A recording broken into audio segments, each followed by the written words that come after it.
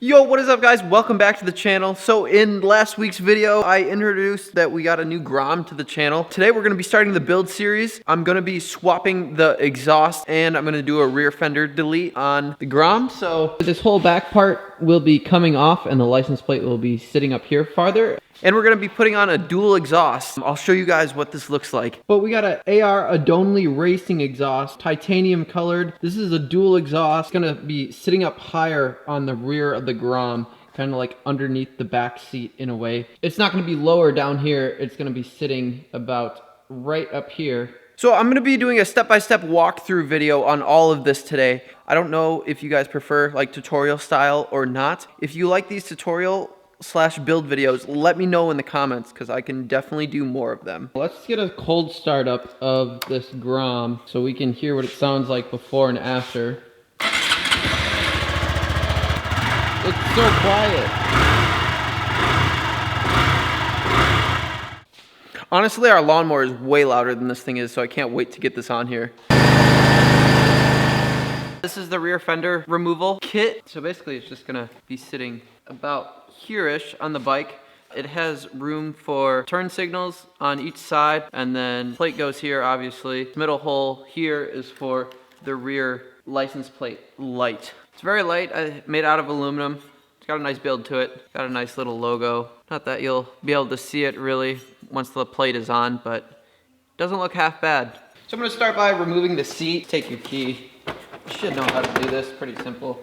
Pop that off. So now that the seat's off, there's a few wires here and we're gonna unplug the one right in the middle that kind of leads down into a little like rubber sleeve. It should be right in the center. So next, just pop this little clip out here, kind of like a reusable zip tie. Pull that wire out. You get down here to the wire, there should be a rubber sleeve, and then the connector should look like this, and then you just press in on the little tab and it should pop right off. And then you should be able to just pull your wire through. On each side of the bike, the frame is a hollow tube, and we have to pull, it's kind of hard to see in the camera right now, but we have to pull this bolt out, this one, two more on the other side that match, but I don't want the bolt to go down the tube, so I'm gonna tape each side off.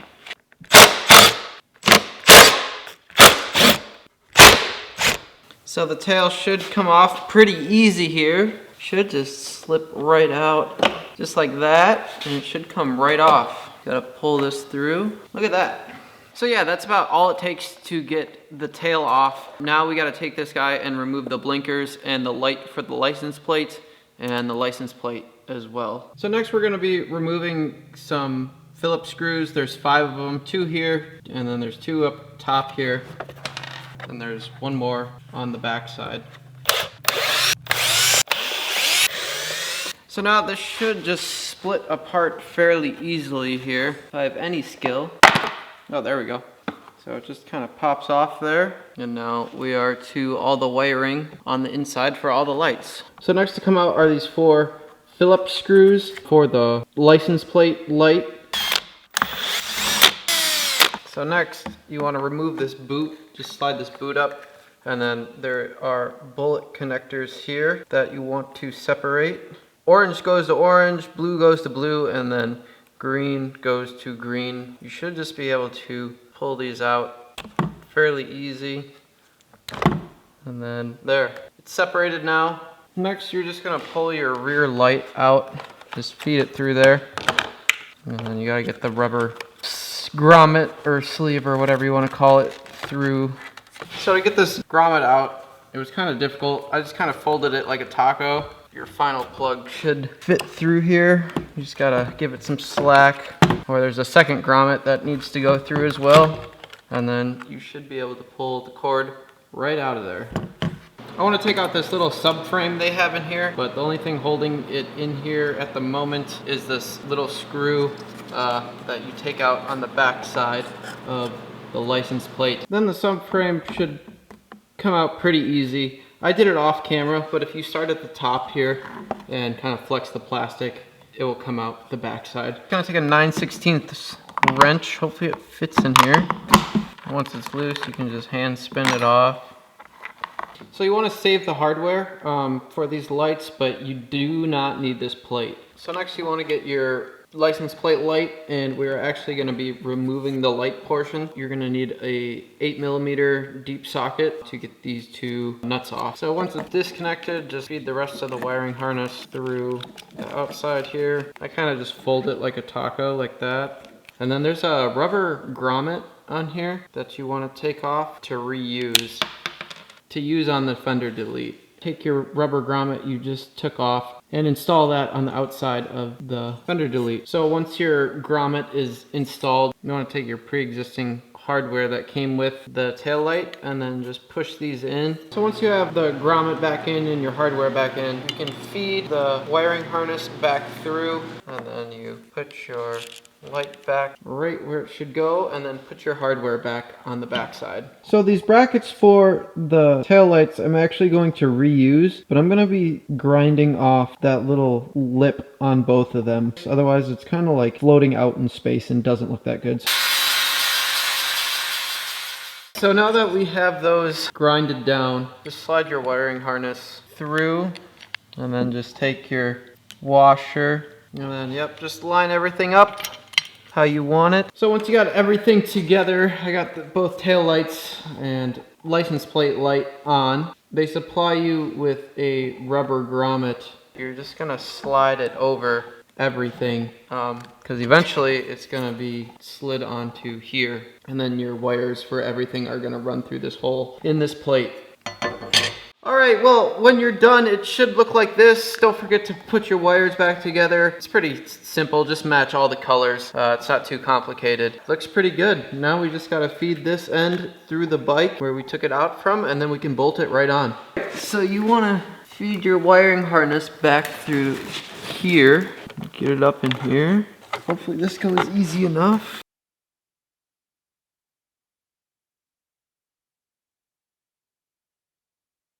So now that you bolted in everything, rebundle this wiring, connect your connector, and then test your lights. Make sure your brake light works and your blinkers. Before you put your license plate on, you should put these little rubber grommets that come with into these 3 holes so your license plate does not vibrate. So I got the license plate back on. It's actually starting to look really good. I'm really happy with how this turned out. Definitely makes it look more sporty. The last one kind of made it feel more enduro-ish, but I'm really happy with how this turned out. But now we're gonna start getting into the good part. I'm gonna start putting the exhaust on. I can't wait to see how this sounds once it's on there. It's just gonna help out being noticed more, I think, on the street.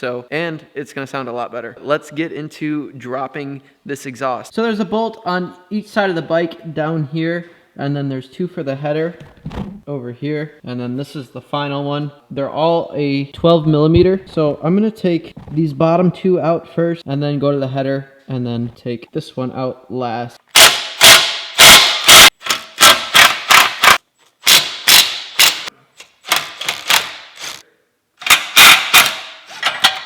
Here is the stock exhaust. This thing's super heavy. It's probably like 15 pounds. The new exhaust should be a lot lighter. Hopefully that will help my wheelies, because currently I suck at wheelies on this bike. Maybe this will help a little bit. I don't understand why it's so big. Like, is this just a filter? I don't know, but we'll find out. I mean, I don't think we'll find out. So I'm gonna start putting this header on, and I'm just gonna have the nuts hand tight for now until I get everything aligned how I want it to be. It's hard to see, but the header comes up right in the back there, right behind the shock. We should be able to take our splitter piece, and then there's a little tab on the side, or a little clip. There's a few clips, but this will align with another clip right here. Should look like that.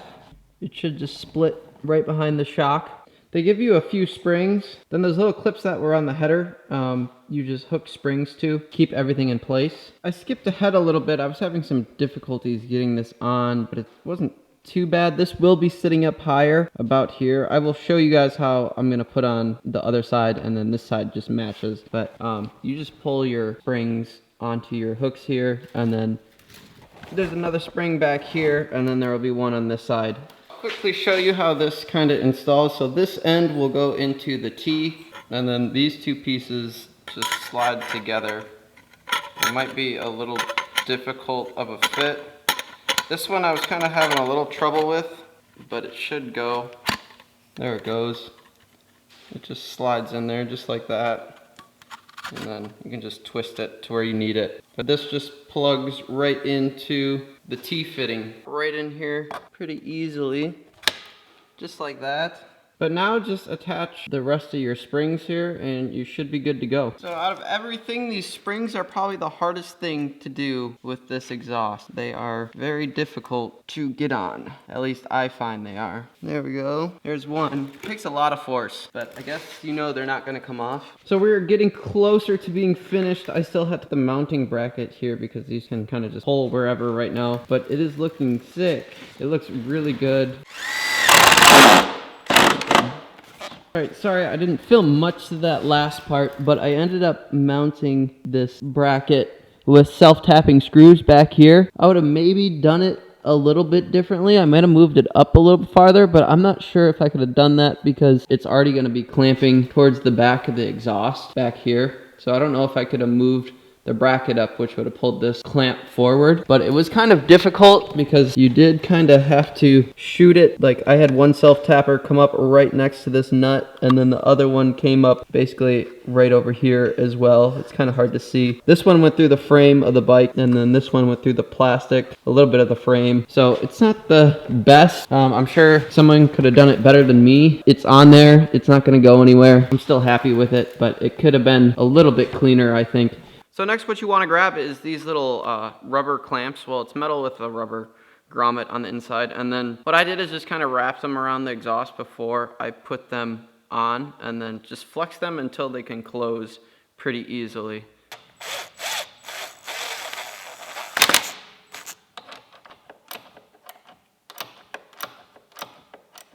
So we are finally finished up with the exhaust and fender delete. I hope you guys enjoyed so far. I'm going to start this bike up so you guys can hear the sound difference it actually makes. But I'll play a clip of the stock one and then into this one. It's so quiet.